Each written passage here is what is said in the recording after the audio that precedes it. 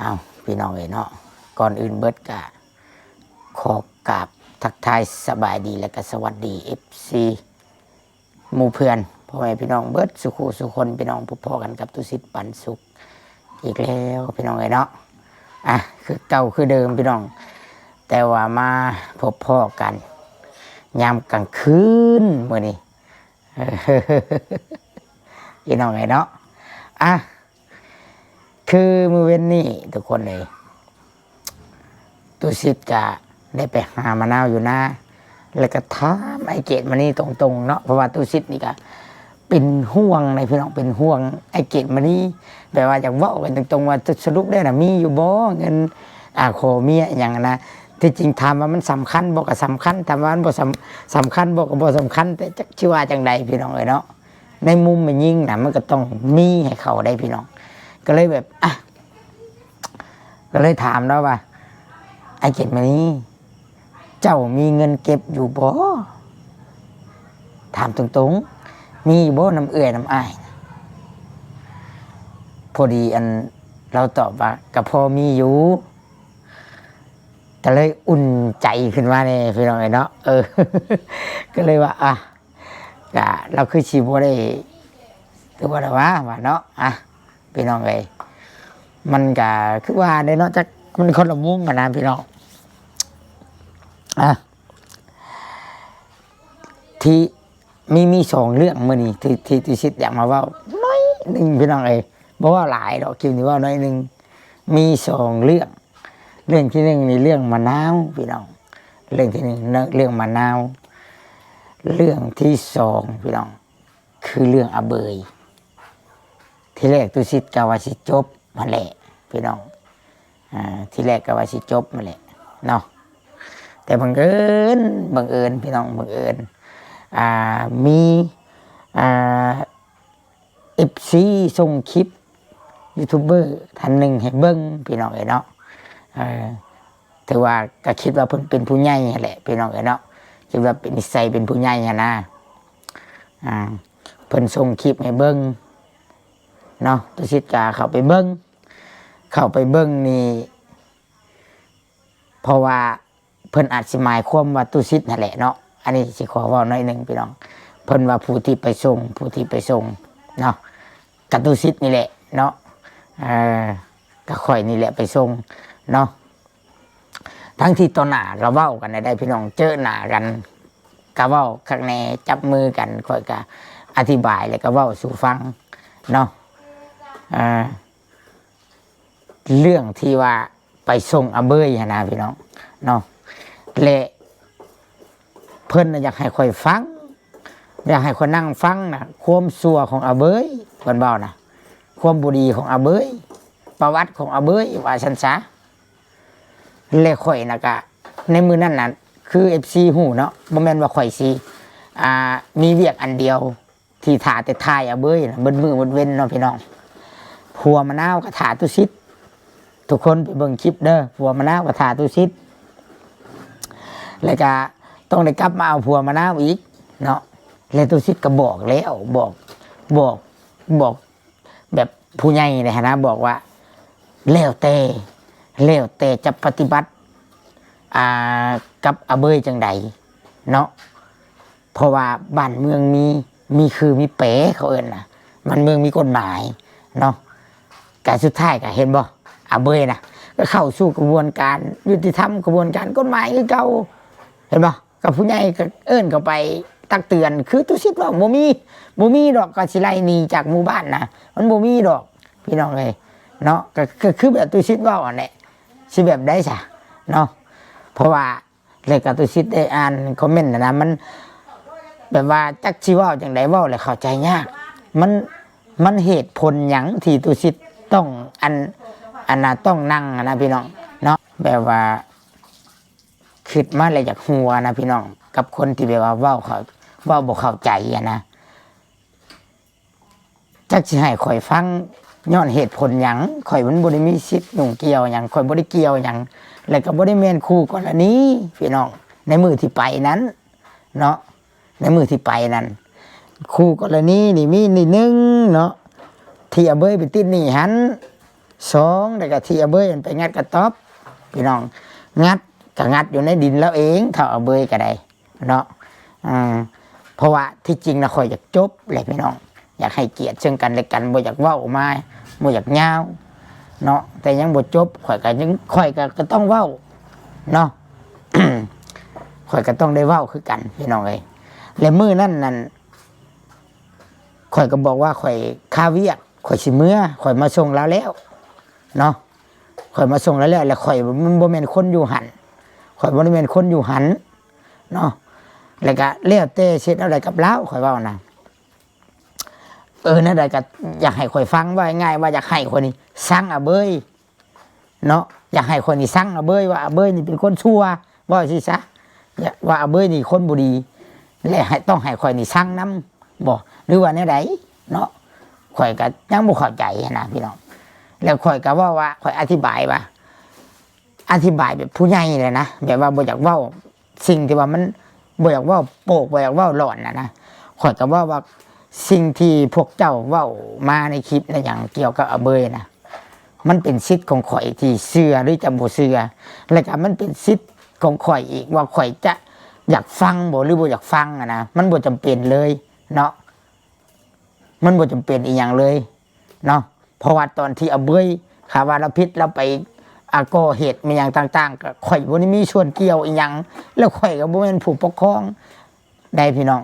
เนาะแล้วข่อยก็บ่จำเป็นต้องพังก็ได้แต่ว่าก็เลยให้เกียรติก็เลยยืนพังซะเนาะยืนพังหลังจากนั้นก็ยืนพังเฮืองเติบก็มันบ่ได้มีอีหยังเกี่ยวกับข่อยได้พี่น้องก็เป็นเรื่องของเขาผู้เป็นเรื่องของเขาเป็นเรื่องอาเบยกับของที่เราไปคู่กรณีแล้วผู้เนาะก็เลยว่าถ้าเป็นนี่ข่อยสิยืนพังเพื่อนอยู่ ว่ากับพังเด็กกับว่าอันเก่าหันเนาะแล้วก็คือทุกคนเห็นเนี่ยผลสุดท้ายก็คือข่อยเว้าหลักฐานมันกับบ่ได้มีอีหยังเลยกับมีแต่ว่าคำว่าอาเบยขี้ลักเคยสูบยามาเคยซัวอันนั้นก็ข่อยกับบ่ฮู้น้ำดอกเนาะก็แล้วแต่ว่าสิคิดเอากันจังใดแล้วแต่ FC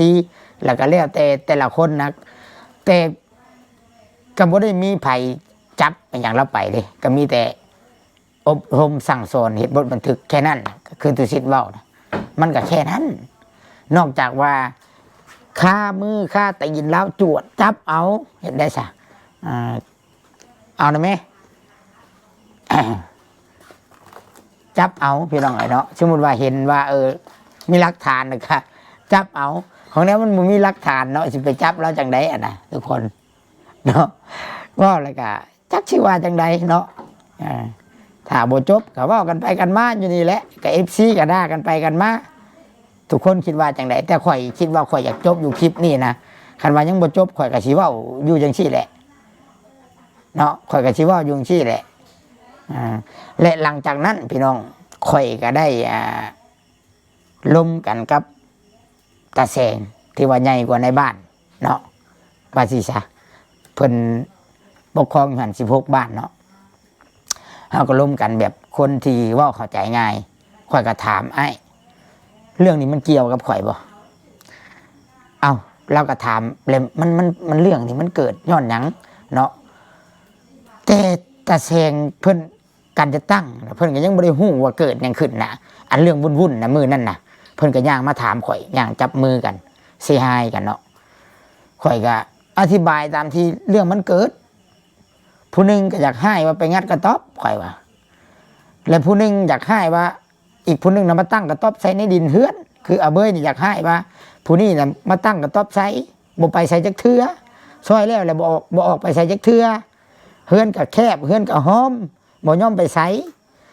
ให้ขึ้นนอนทึงก็บ่ขึ้นทางอาเบยอธิบายนะข่อยก็อธิบายให้ตาแสงฟังในอีกมุมหนึงกับผู้หนึงก็ถูกงัดอันกระตูบเลยมีเงินเฮียบ่มีอีหยังเฮียก็บ่ฮู้แล้วก็เลยผิดเถียงกันเบยนี่ก็ปบคันบ่ปบเขาสิตีเพราะว่าเบยว่าซั่นนะ ข่อยก็อธิบายสู่ตาแสงฟังพี่น้องเพิ่นก็ฟังเพิ่นก็ข่อยก็หากก็ฮู้เรื่องเพิ่นว่าหากก็ฮู้เรื่องที่เจ้าเล่าเลยแหละที่เจ้าเล่าสู่ฟังแล้วก็พ่อบ้านโทรข่อยมาคิดว่าเรื่องใหญ่เรื่องเต๋เพิ่นว่าคิดว่าขาลั่นพันแทงป้นจี้กันเพิ่นก็ว่าจังซี่บ่แม่นแต่ว่าตู้ซิดนะออกแต่หั่นนะพี่น้องตาแสงนี่ก็ลูกหนีคือกันตาแสงเพิ่นก็ขึ้นรถออกไปพร้อมกับตู้ซิดนี่มือนั่นน่ะเพิ่นก็มอบให้ในบ้านตัดสินกันเอาเองเพิ่นว่าน่ะมันก็บ่ได้แม่นเรื่องหยังพอปานใดเพิ่นว่าน่ะมีหยังเลยโทรหาเพิ่นเพิ่นว่าเนาะมีหยังเลยโทรหาเพิ่นบอกในบ้านนะกับอันมือนั่นผู้ที่อันเว้ากันนะกับอันในนั่นแหละกลุ่มนั่นแหละและอันว่ามีอันคนในหมู่บ้านมาเต็มเป็นร้อยเป็นยังนี่เป็นบ่มีพี่น้อง40-50 คนน่ะบ่มีเด้อบ่มีเนาะสิไปสาบานอยู่ใส่ก็ได้พี่น้องบ่มีนั่นผู้หญิงมานั่นเด้อตุชิดนับได้นั่น4-5 คนประมาณนี้เนาะคันว่าเบิดบ้านนี่ระดับ100-200-300บ่รู้ในบริเวณนั้นชาตุชิตสังเกตเบิ่ง เฮือนชานในแถวนั้นน่ะเนาะแต่ว่าเขามาน่ะ5 คนผู้หญิงข่อยนับเบิ่งนะอาจสิมีแต่อันผู้ที่เอาเบยติดหนีหรือว่าบริเวณนั่นแหละข่อยก็บ่จักดอกเนาะแต่ว่ามาน่ะข่อยนับได้น่ะ1 2 3 4ประมาณ4 คนนี่แหละผู้หญิงน่ะแล้วก็ยูทูบเบอร์ที่ช่วยเรืออาเบยแค่นั้นเองเนาะลายก็มีแต่มีอย่างเจ้าหน้าที่พ่อบ้านกับผู้เพิ่นเป็นกลางแล้วก็ตู้ซิดตู้เด่นเสาเหล่บอกเมียเบาน้อยนะแค่นั่นนาลีได้พี่น้องแค่นั่นนาลีแล้วตู้ซิดก็ให้เกียรติสถานที่ตู้ซิดโบถ่ายคลิปเนาะโบถ่ายคลิปบ่ได้คือถึงยอดวิวอย่างขนาดนั้นเนาะได้ก็เอาบ่ได้ก็แล้วแต่เฮาบ่ได้โฟกัสนำตัวนั้นอาชีพเฮาบ่ได้เอาตัวนี้เป็นหลักนะพี่น้องเนาะต่อบ่ให้ต่อบ่ถ่ายคลิปก็มีอยู่แล้วเงินใช้นะบ่แม่นคือ FC บาง FC ไปคอมเมนต์น่ะบ่ได้คอมเมนต์ซ่องก็ดอกอวดรวยอย่างซั่นซี่บ่ได้อวดได้พี่น้องบ่ได้ว่าอวดรวยเนาะแล้วก็ถือเฮาได้มาด้วยเพื่อด้วยแฮงธุรกิจเฮาเฮ็ดมาด้วยหัวคิดสมองพ่อแม่เฮาภาษาบ่ได้ไปตัวไปต้มไปหลอกลวงไผเนาะบ่ได้ตัวไผกินบ่ได้หลอกลวงของไผภูมิใจเนาะต้องให้คำว่าอวดก็มันก็บ่ได้ผิดอย่างใดเลยอวดความสำเร็จเขาเอิ้นเนาะมันถูกบ่หรือผิดข่อยเว้าคิดเอาขาผู้สร้างข่อยก็ด่าคันว่าผู้บ่สร้างก็ย่อซ้ำนั้นโลกมนุษย์ข่อยก็บ่ได้แคร์อีหยังจังดีและสิ่งที่ข่อยเว้ามานี่คือเรื่องจริงเบิดตัวใดที่ว่าบ่แม่นเรื่องจริงมาข่อยอยากบวกก็ได้ข่อยพร้อมบวกก็ได้เนาะถ้าใครอยากบวกได้เลยพี่น้องเอ้ยแล้วก็ประเด็นที่ตุชิตโทรถามตาแสงตุชิตถามว่ามันผิดบ่ทุกคนตุชิตตั้งคำถามว่าผิดบ่ที่ว่าเฮาโทรถามผู้ใหญ่ที่เพิ่นปกครองอยู่หั่นเพราะว่าเฮาอยากฮู้เรื่องราวที่มันเกิดขึ้นและผลสรุปออกมาจะเป็นจังไดค่อยถามว่าผิดบ่ฮะมันผิดบ่หรือว่ามีแต่ผู้เดียวบ่ที่มีความสามารถไปหาผู้รักผู้ใหญ่ผู้นั้นผู้นี้แบ่งพายแบ่งพรรคแบ่งพวกบ่รู้ว่าจะใดคือถามว่าผู้รักผู้ใหญ่ที่ว่าเพิ่นปกครองบ้านเมืองนั่นคือเพิ่นเป็นกลางเพิ่นเป็นศาลตัดสินให้เพิ่นเบิ่งประชาชนย้ำพิษเถียงกันนั่นแหละเพิ่นพังทั้งนี้แล้วก็พังทั้งนี้แล้วก็เบิ่งเหตุและผลคือว่านะแม่นบ่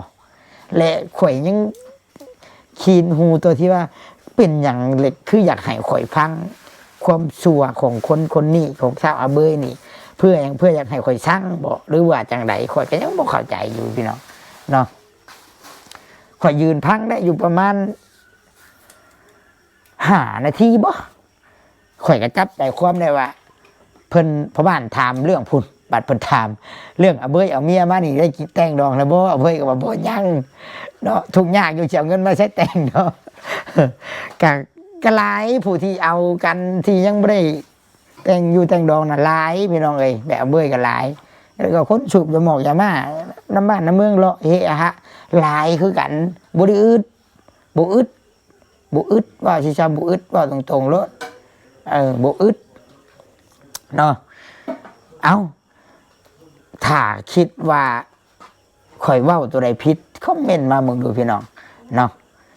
หลังจากนั้นข่อยพังได้ว่ามันบ่ได้มีหยังเกี่ยวกับข่อยเนาะแล้วก็จะให้ข่อยเกี่ยวเรื่องใดข่อยก็ยังบ่เข้าใจข่อยก็เลยกลมกับตาแสงจับมือกับเพิ่นอ่ะอ้ายมีหยังก็ประสานงานกันทางโทรศัพท์เนาะมีหยังก็ล้มกันก็แล้วแต่เนาะข่อยมามอบเท่านี้ให้แล้วแต่จะปฏิบัติค่ะว่าผิดจะเอาระเบียบกฎหมายปฏิบัติถ้ามีหลักฐานอีกอย่างเพียงพอกระจับมันก็ภาษาบ้านไปซี่แล้วเฮจะได้ซะถูกหรือผิดจะเอาถ้าคนสลาดนี่สิว่าเข้าใจได้คันเว้าจำนี้เลย จักสิให้เว้าจังใดได้พี่น้องเอ้ยเนาะข่อยอยากจบแล้วพี่น้องเรื่องนี้นะข่อยสิขอเว้าอีกคลิปนี้แหละเนาะถ้าว่ายังได้ยินย่อๆแย่ๆข่อยก็ยังสิออกมาเว้าคือเก่าเนาะข่อยก็มีสิทธิ์เว้าคือกันเพราะว่าข่อยก็บ่ได้ผิดหยังข่อยบ่ได้เกี่ยวหยังอย่าดึงข่อยไปเกี่ยวที่ข่อยแค่ไปส่งเนาะหรือว่าอยากให้เกี่ยวก็เกี่ยวสิเป็นหยังซะเนาะพี่น้องพี่น้องเอ้ยเนาะและข่อยสิเว้าจังซี่ซะพี่น้อง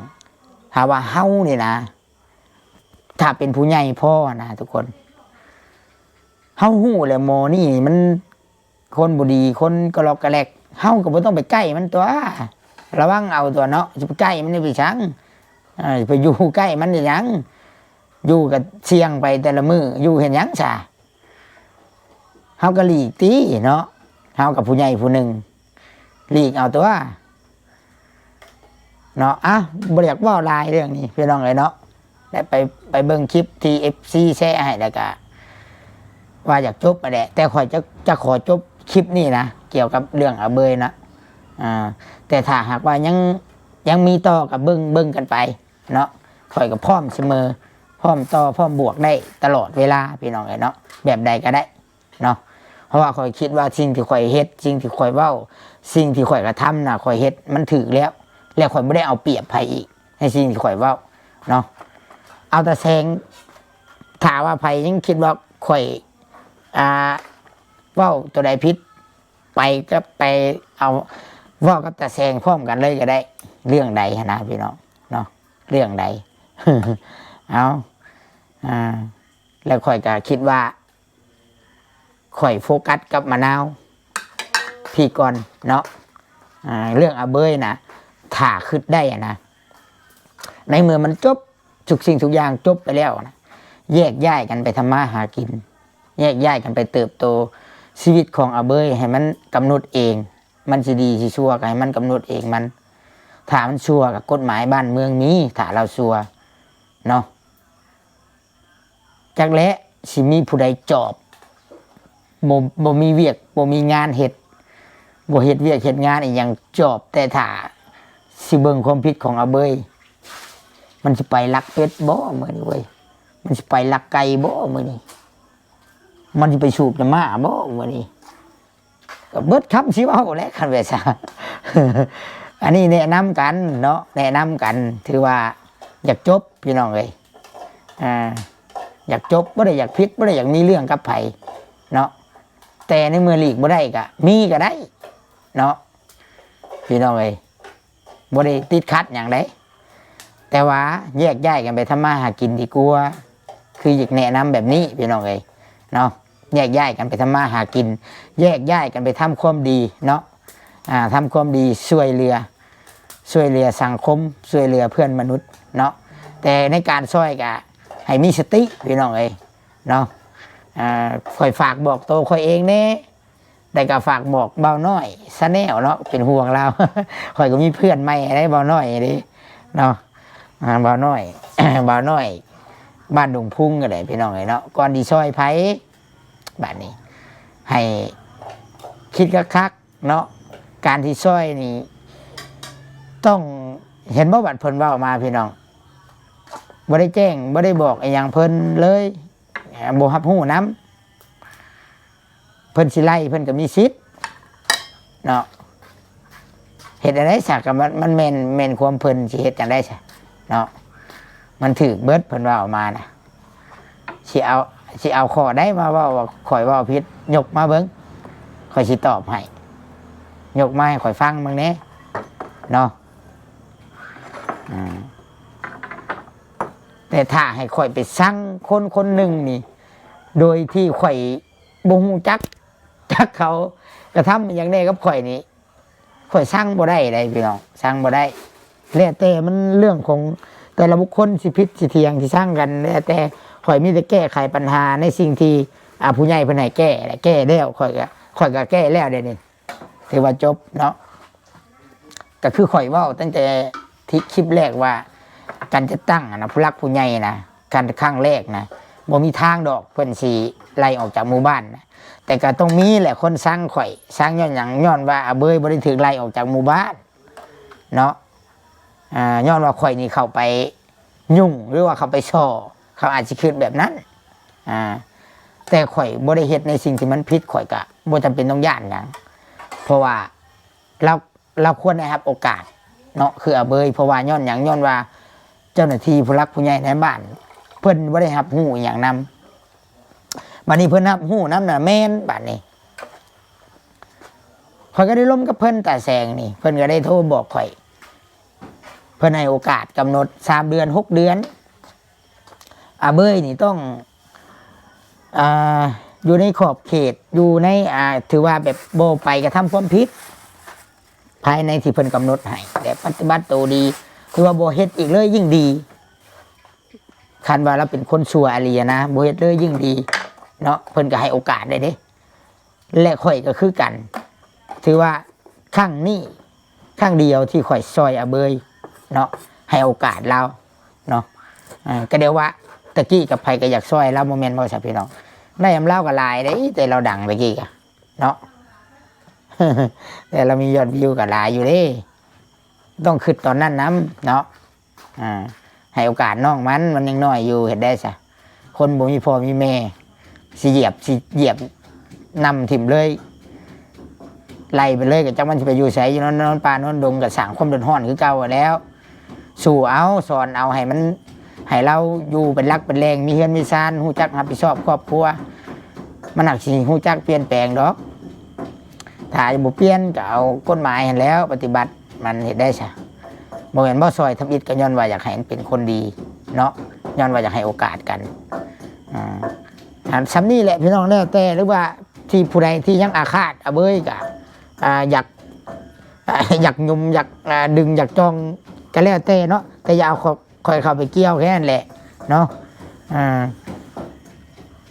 คอยเกี่ยวแล้วมันอยากเงาพี่น้องเลยพ่อแม่อย่างดอกมันสิบจบจะคือเนาะ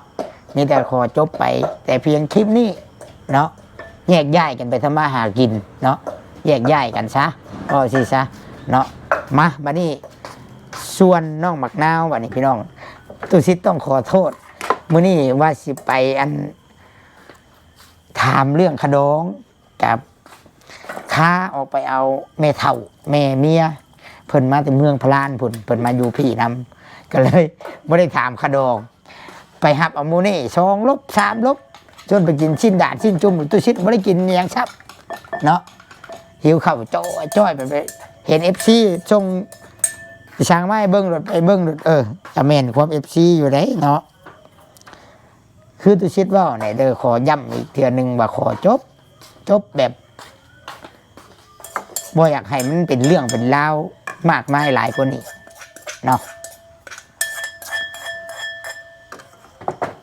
เพราะว่าตอนหน้าข่อยก็เว้าแล้วพี่น้องตอนหน้าข่อยเว้าแล้วตั้งแต่เรื่องให้ข่อยฟังอยู่หันนะข่อยเว้าแล้วตอนหน้านะเนาะข่อยก็บ่แม่นเด็กน้อยเด้ข่อยเว้าแล้วข่อยก็อธิบายให้ฟังแล้วย้อนหยังข่อยจังบ่อยากฟังต่อให้เบ้ยแล้วซัวซำใดเราสิฆ่าคนกะมันเป็นสิทธิ์ของข่อยถ้าข่อยบ่อยากนั่งฟังอยู่หั่นบ่แม่นว่าข่อยเอาโตแล้วหนีข่อยเอาโตแล้วมาคืนเจ้าหน้าที่มีสิทธิ์จับเอาคันว่าเราเฮ็ดผิดอยู่หั่นแหน่ ให้เข้าใจเนาะพี่น้องเนาะ FC ทุกชิดที่เข้าใจดีเนาะส่วนทางอื่นบ่เข้าใจก็สุดแล้วแต่เลยพี่น้องเลยเนาะเอามื้ออื่นรอรุ่น